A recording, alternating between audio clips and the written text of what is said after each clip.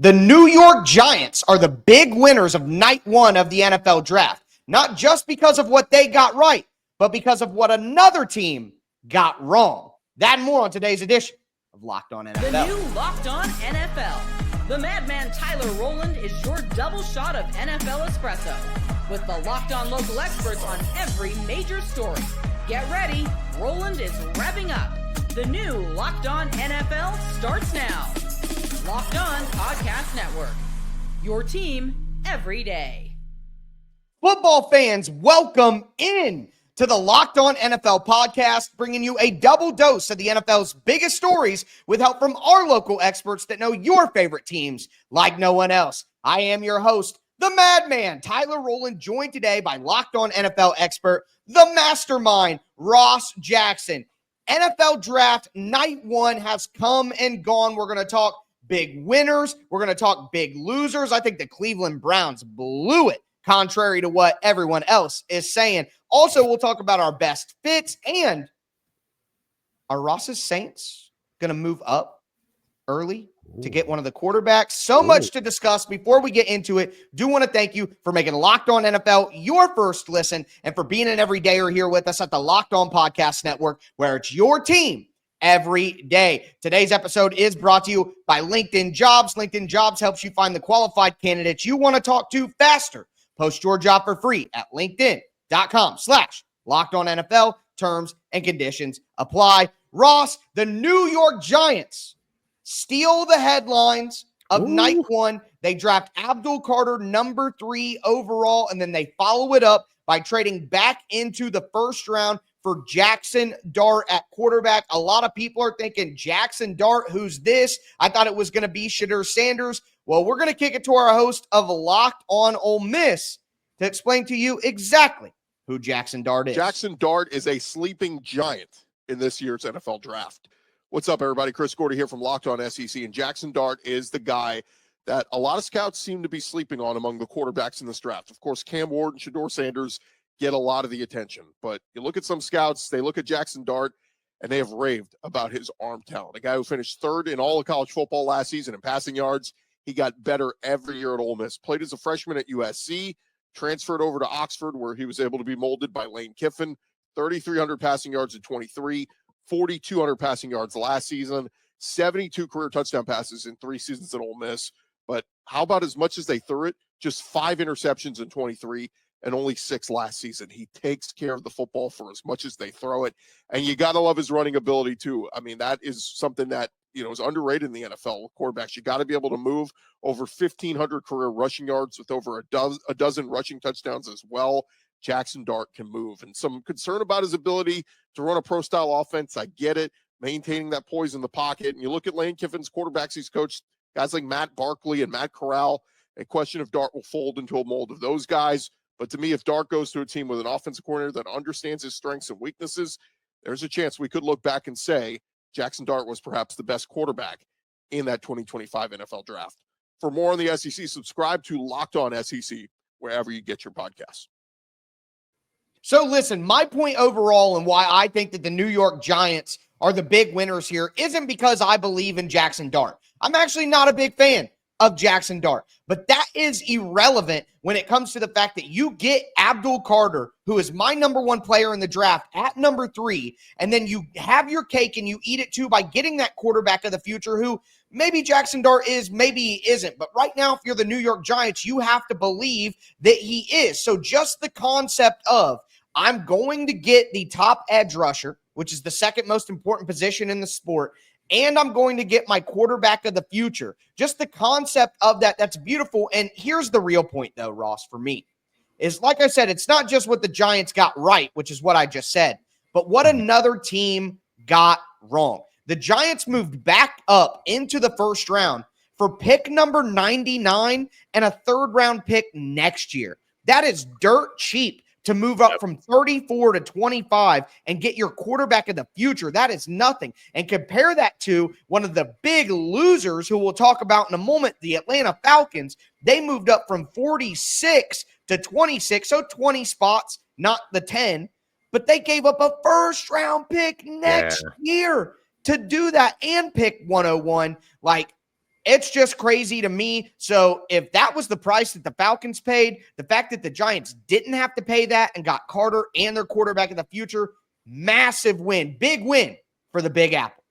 Yeah, big time win for them. This kind of feels like, ironically enough, the trade that they make is with this team, but it feels like what the Houston Texans did to rebound their franchise. They drafted CJ Stroud, then they traded back up to go and get the big edge rusher in Will Anderson. The New York Giants do this in reverse, but they grab the big edge rusher in Abdul Carter, who's going to be an absolute game changer for that defense. And then they move up to get the second quarterback off the board. And Jaxson Dart, it feels very similar. Now we'll see if they find the same level of success. I think that there's things that you need from Jaxson Dart, taking him from half field reads to full field reads and all these other things, but that's not unusual for college quarterbacks coming out of the college ranks and into the pro ranks. I can't think of a single NFL head coach, offensive coordinator, or quarterbacks coach that would look at Jaxson Dart and say, I can't work with that. I don't think there's a single coach out there that would do that. And so I love this for the Giants, who needed so much to be able to kind of thrust themselves into their next generation. And they do so with another Ole Miss quarterback, Tyler, which has worked out pretty well for them once before. So we'll see if Jaxson Dart's able to put it all together in the Big Blue. Yeah, you're not wrong about that. And the one thing that I think is they just needed a big win. The Giants just needed a win. 100%. With all the heat on their organization and the dire situation that their coach and GM is in, they needed a big win. And you don't win games with, in April, but it was a good night for the New York Giants. And it was a great night, I also think, for the Jacksonville Jaguars. And my guy, Tony Wiggins, talked about that. I think they got the best player in the 2025 NFL draft. With the second overall pick, the Jacksonville Jaguars select Travis Hunter, corner/wide receiver out of Colorado, presented by LinkedIn here. We have Tony Wiggins of Locked On Jaguars breaking it all down. Now, Wig, the Jaguars had to pay a pretty hefty price. This was originally Cleveland's pick. They move up from number 5 to number 2, give up draft capital both this year and next year. Let's start with the haul. It's only a 3-spot move up. Was this worth it to go get Travis Hunter? Well, it's going to have to be, and they have to have a plan. If you look at it from a traditional NFL standpoint, you have a team with a pure number 1 receiver in his second year in Brian Thomas Jr. Very rarely do you see that team then trade up 2 spots, give up a first next year, a second this year, along with some extra change to go get another wide receiver. But this is different. Liam Cohen, Tony Boselli, and James Gladstone, they're not old school. They're new school. And new school means everybody that always sits there and talks about these draft picks and we're going to save draft picks. They said, no, we're going after the best player in the draft and we're going to make something in Jacksonville the absolute best. And I think they got the best player in the 2025 NFL draft. Solid. Ross, I've been making the argument that Jacksonville should take Ashton Genty at 5 because I feel like their roster is better than what their record says. If you believe that the coaching change and the GM change are going to help that team, I think they have a lot of talent already on the roster, and they could be a team where they're like, hey, we're going to win enough games next year where that first-round pick is going to be in the back half at minimum. It's not going to be like, we're giving up a top 10 pick to do this. I love the move for Jacksonville. I think they're uniquely positioned in a place where they can make a move like this. Yeah, absolutely. They're in a pretty good spot to do this. And one of the big reasons why is honestly that they still have that quarterback position taken care of. And they're in a good spot in terms of building up their defense. And they still have capital left in this draft to be able to make some differences for themselves as well. Not as much as where they started, of course, but there's still more to be done. And there's still a lot of time. I'm so interested to see how Travis Hunter fits in with that Jacksonville offense/defense, where he contributes, all the different places that he contributes and how he gets it done. But I do think that the new school mentality that Tony referenced is a pretty solid landing spot for Travis Hunter. So just as much as the Jags are winners here, I think Hunter might be a winner here too, because that new school approach is going to really be able to see sort of the future vision for what a Travis Hunter-like player can be in the NFL. Yeah, and it allows him to grow into being more of a wide receiver and get better with his route running because he has a true number 1 wide receiver in Brian Thomas Jr. on the other side. Are there any other winners that stuck out to you? Yeah, I think that there's some others, but I want to save my winner, Tyler, because I think you and I might have a little bit of disagreement over on our next conversation when it comes to my winner and some of your losers. Yeah, well, we'll start with the losers, and that might be a little bit of a spoiler, but I think the Browns blew it. Today's edition of Locked On NFL is brought to you by LinkedIn Jobs. As a small business owner, your work doesn't end when the clock hits 5. Your business is always on your mind, which means when it's time to hire, you need a partner that works just as hard as you do, and that's where LinkedIn Jobs comes in. When you clock out, LinkedIn clocks in. LinkedIn makes it easy to post your job for free, share it with your network, and get qualified candidates all in one place. Post your job. It's LinkedIn's new feature that can help you write job descriptions and then quickly get your job in front of the right people with deep candidate insights. And here's a pro tip. Add the hashtag hiring frame to your profile picture to double your reach to qualified candidates. No wonder 72% of small businesses say LinkedIn helps them find high quality hires. Post your job for free at linkedin.com/lockedonnfl. That's linkedin.com/lockedonnfl to post your job for free. Terms and conditions do apply. All right, Ross, let's continue today's recap of the first round of the NFL draft. We talked about our winners, mentioned the Jacksonville Jaguars, but the New York Giants. Now we need to talk about our losers. And Ross, I know that there's a bit of a disagreement here, but let me just say, I think the Cleveland Browns are losers here. And my guy Spencer from Locked On Browns talked about the big move that they made with a trade down. Well, there's a reason why everyone loves the NFL draft. It is some of the best sports theater that exists. It's totally unpredictable, and the Browns throwing everybody for a loop, at least in some respects, after they were linked to Travis Hunter for over a month at number 2. They traded back to number 5 with the Jacksonville Jaguars, who move up, select Travis Hunter at 2, and the Browns move back to 5, accumulate a wealth of picks. They get a first-rounder next year. They swap fourth-rounders, and they add a second-rounder this year as well to add another, talented player in the first couple rounds of the draft here potentially.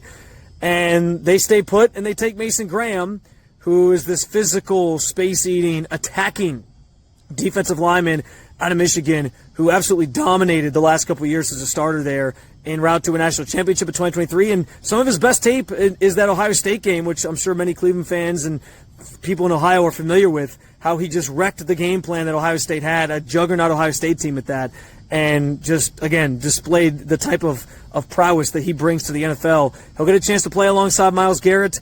Andrew Berry called him a DNA fit for what they want to do in Jim Schwartz's defense. And so, shockingly, the Browns don't take an offensive player here to start off the NFL draft here this weekend. They go defense, little off the wall, little unexpected, but the Browns walk away with Mason Graham, who's still a very talented player, and get a wealth of picks for a team looking to rebuild over the next couple of years. I think Andrew Berry succeeded in maximizing the potential of that number 2 overall pick. Nah, not for me. This is a move where the Browns think they're the smartest guy in the room. It's just like what led them to the Deshaun Watson trade, in my opinion. They think they're so brilliant. We can give up all this. We can do this. We can do that contract. And this is them saying, we don't need Travis Hunter.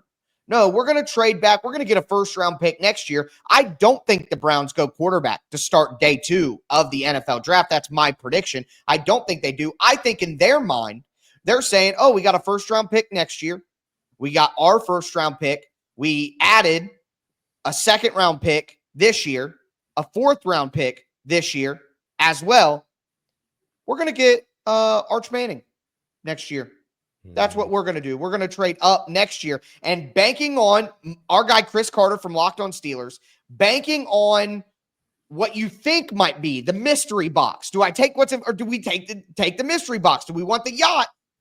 The mystery box could have a yacht, Ross. Maybe we go mystery box. Who knows? The Browns are going right now. The Browns are going mystery box. And ultimately, I am not high on Mason Graham. I think he's a good player, not a great player. And to trade off of Travis Hunter, who I think is an incredible player, to trade away from that to have a dart throw at next year's quarterback class and rock with Joe Flacco and Kenny Pickett, like maybe they prove me wrong and they take quarterback early, but then passing on Travis Hunter when you could have got Shedeur Sanders or Jalen Milroe just by sitting at 33 anyways and still taking Travis Hunter at 2. Like if they don't take quarterback here, I think they look like absolute fools, regardless of the extra first-round pick. I think you're wrong. I think I think the Browns. I think the Browns did a great thing here. I get the idea of Travis Hunter, but remember one of the things that you said before about the Jaguars with Travis Hunter. You think that their roster is better than what their record says they are. The Cleveland Browns roster is as bad as their records say that they are. So I don't think at the addition of Travis Hunter and the where do you play him? Where will he be? Where won't he be? No legit number one, maybe Jerry Jeudy-ish, but no real legit number one there at wide receiver. Question marks over the defense. Where do you play him? I think they would have ended up putting Travis Hunter in the wrong environment in Cleveland.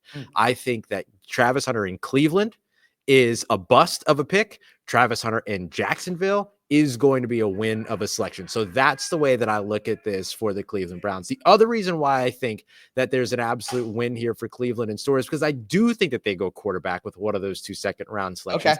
And end up being able to still get themselves, in addition to that, another player that can contribute maybe at that cornerback spot or maybe even at that wide receiver spot, just like you could have gotten with the Cleveland's version of Travis Hunter, which would have been a massively, I believe, underperforming version of Travis Hunter. I think you're going to get better with him over in Jacksonville. So for me, I love the fact that Cleveland now has the opportunity at 34 to potentially be able to get the guy that everybody thought they probably should have drafted at 2 just a couple of months ago in Shedeur Sanders, and add another potential starter and playmaker in addition. I think that right now they could be losers if they screw that up, but if they get that right, we'll be looking at it in a very different light. I expect that they'll get that right, because here's the thing with Archie Manning. No one even knows if he's coming out next year. I don't think you can really plan for that.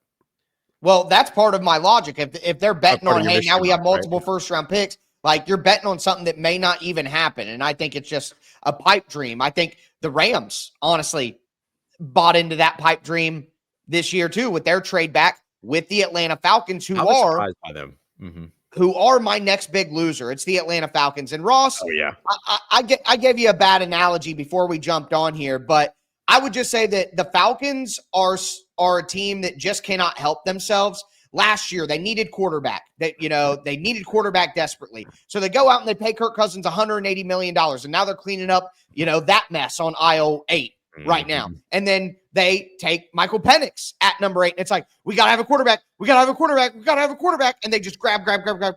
And this year, it's like, got to have an edge rusher. And everyone's bringing up the Matt Williamson stat now. It's everywhere. Of the Falcons had the least amount of sacks in the NFL the last 5 years, last 10 years, and last 20 years. So the Falcons saw that and they're like, we got to have edge rushers. We got to have edge rushers right now. And they take Jalen Walker at 15, and then they trade back up. And my guy Aaron Freeman talked about the moves. The Falcons just double dipped to fix their pass rush, trading back into the first to get James Pearce.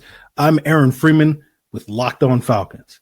We all scratched our heads last year on the draft when the Falcons double dipped at quarterback after paying Kirk Cousins $180 million in free agency and then using a top 10 pick at quarterback on Michael Penix Jr. That was the Falcons saying, we're taking 2 swings so that we never have to worry about the quarterback again after 2 years of down play post Matt Ryan. And they just did it again this year with the pass rush.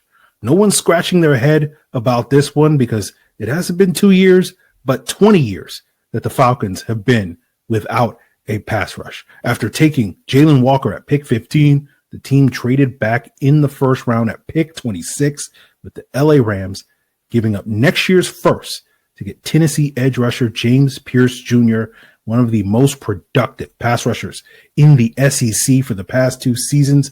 And the Falcons are saying never again. Okay, that's all well and good. Yeah, and that's right. That's what they're doing. But here's what I would say. That James Pearce is a risky prospect. There's a reason that he was falling. He had so much talent. Now, I think Raheem Morris is ideally suited to get the best out of him.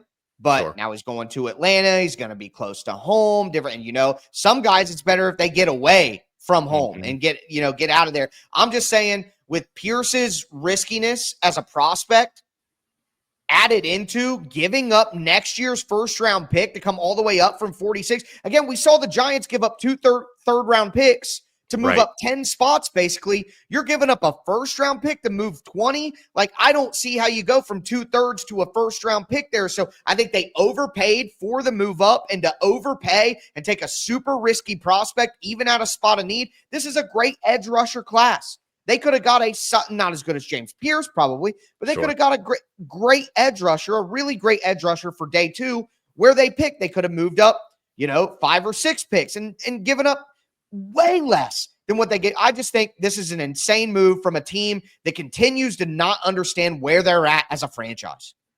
Yeah, and if you look at the other precedent that was set back in 2018, the Baltimore Ravens used a second-round pick and a late-round pick swap to get up 20 spots from 52 to 32 to take a quarterback. That was paying a quarterback tax.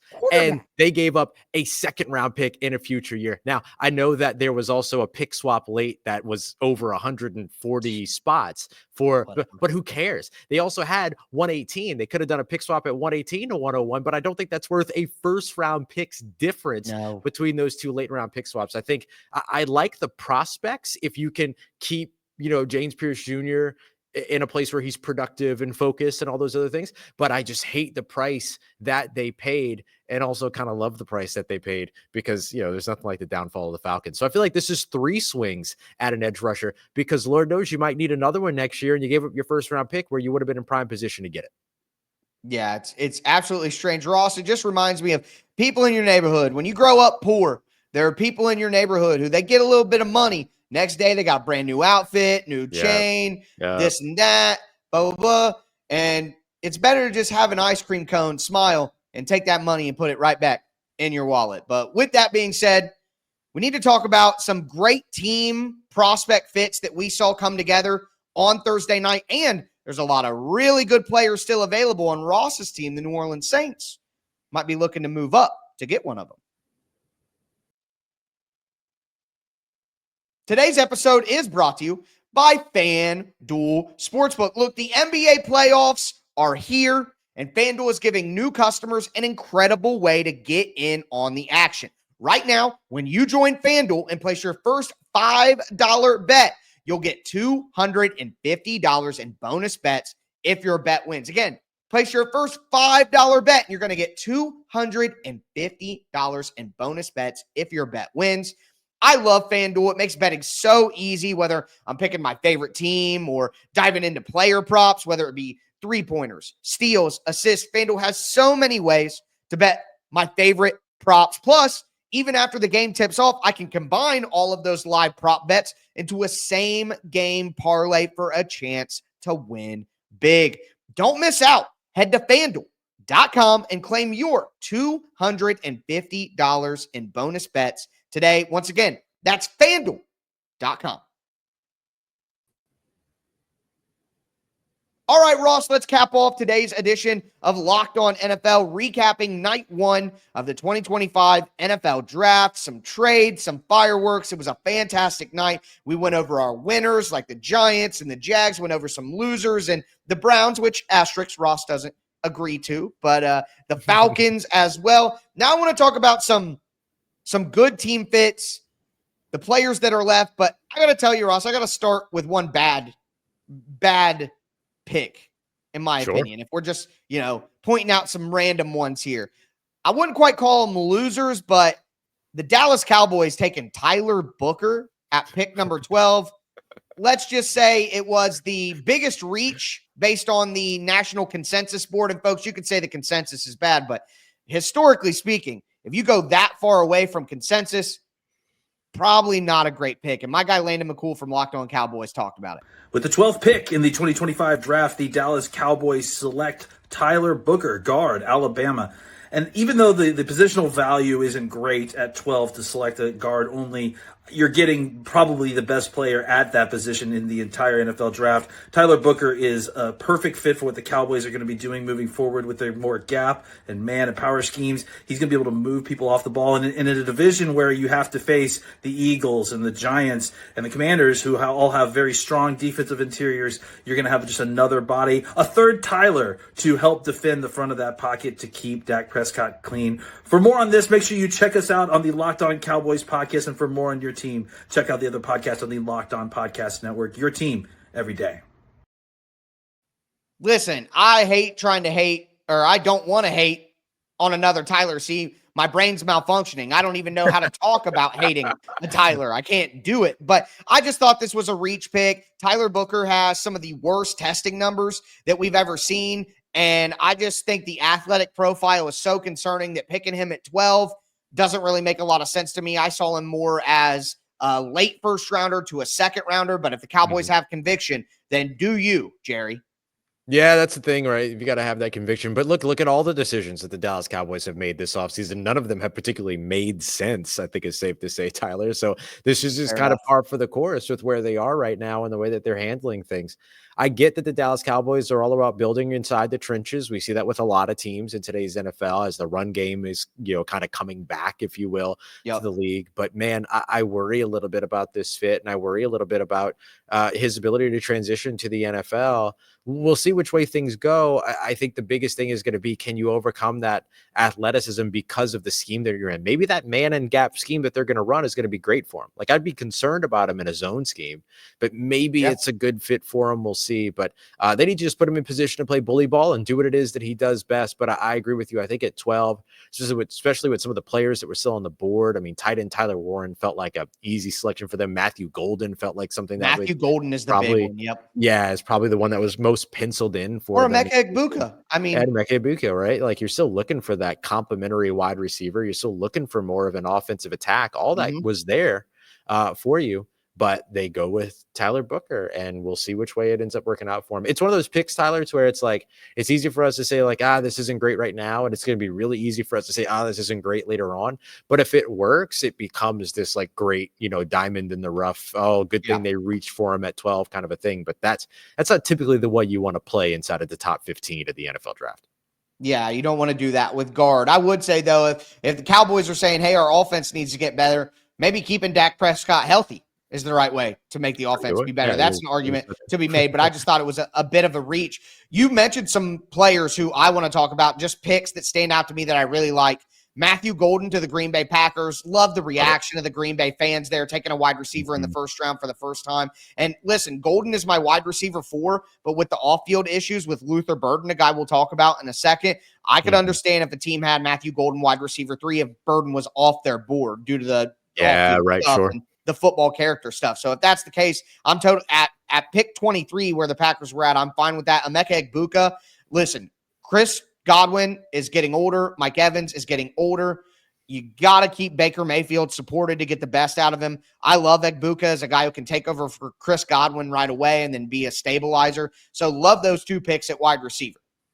Yeah, absolutely. I'm right there with you. I think that you have your future pairing at wide receiver with Tampa Bay now as well, with the addition of Emeka Egbuka, with your ability to be able to build beyond guys like Mike Evans as well as Chris Godwin. The thing that I really like about the fit of Matthew Golden with the Green Bay Packers is that you have these big guys like Christian Watkins and Romeo Doubs. Now you're adding more speed to kind of, figure out, kind of filling that Elijah Moore mold and all those other things. Like, there's a lot of good places here, or there's a good fit here for Matthew Golden in Green Bay that should allow him to be able to be kind of utilized to the best of his ability. Good to add some of that speed for Jordan Love down the field as well.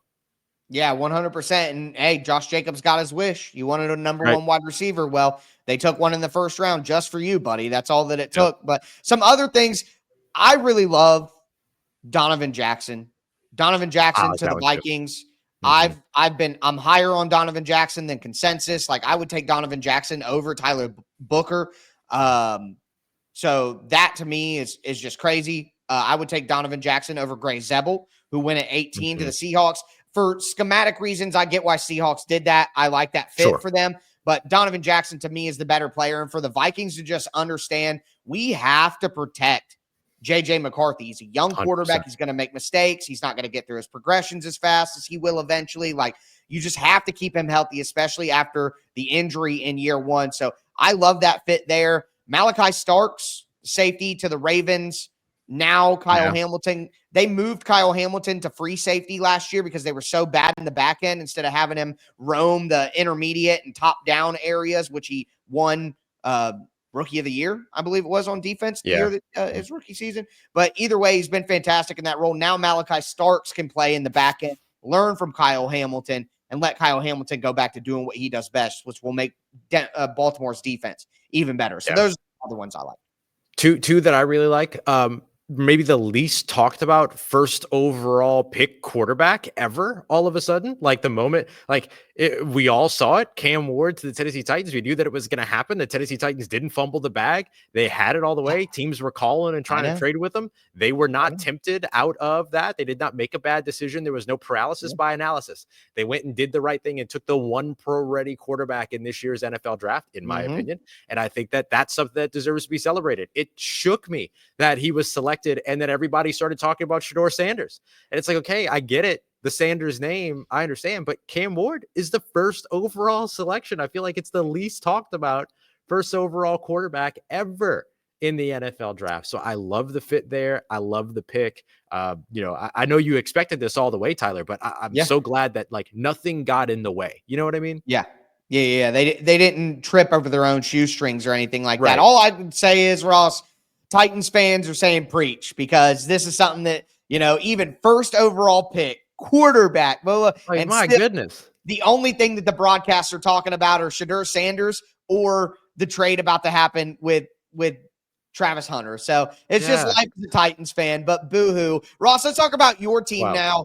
There are some good prospects still remaining. Mike Green, some off-field concerns, but a great edge rusher. Donovan Ezaraku, a very productive edge rusher out of Boston College. I think he would be a great option for teams early. You have a guy like Travion Henderson out of Ohio State still available. And shocked he wasn't a first rounder, by the way. Right. Anyways, moving to the quarterbacks. Shedeur Sanders, Jalen Milroe, Tyler Shough, even although I don't buy that, but whatever. He's a first-round talent. Get out of here with all that reporting. But good job by his agent, though. Yeah, definitely. Do you think that the Saints make a move up here to get one of these quarterbacks in the first 3 picks of this draft? And if not, and you're the teams at the top, which it's the Browns and then Houston at 34, so Browns, Houston, and then Titans, which of the prospects that we just talked about, Will Johnson as well, which of those prospects do you think are the most enticing at the top? Yeah, I mean, look, for me, it's the edge rushers that are enticing at the top. But amongst those quarterbacks, I think the one player to watch for the New Orleans Saints is going to be Tyler Shough. If I had to choose any of those 3 quarterbacks, for me, it's either Shedeur Sanders or it's Jalen Milroe. For me, Jalen Milroe, at the absolute worst, you get one of the most dynamic athletes in the NFL. And, when I think about it from the New Orleans Saints perspective, Kellen Moore, New Orleans Saints new head coach, has always talked about building around players' superpowers. There isn't a single quarterback left with a superpower outside of Jalen Milroe. And Jalen Milroe's superpower is a pretty freaking good one. I think it was Chris Gordy in the SEC clip we used earlier in the show talked about how, running quarterbacks, your ability to run is a little bit underrated in the NFL. It absolutely is not. But a big thing that you're looking for is a guy like Jalen Milroe that can do that and can be that electrifying guy. So that's who I would move up for if I was worried that maybe the Browns might take him instead of Shedeur Sanders or something like that. I'd be calling up the teams that are up at the top. But I don't know which. I feel like New Orleans has Tyler Shough up high, so we'll see if that's the guy that they end up moving for. But that's the name that I would watch out for there. But if I'm making that move up, I'm going for either edge rusher or I'm going for Jalen Milroe, or I'm just waiting to see what happens to me at 40. Let the draft come to me. You know what? If I'm the Browns, I'm going to go from 36 up to 34 with the Texans.